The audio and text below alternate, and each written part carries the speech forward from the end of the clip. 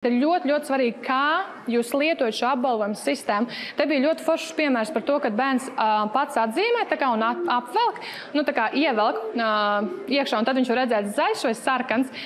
Un tas bērnam uzreiz iedod to apbalvojumu jau tūlītēji, kad rekā es izdarīju. Bet te ir viena nianse, tas, ko minēja, ka uz kādu laiku tas strādā, bet pēc tam tas nestrādā.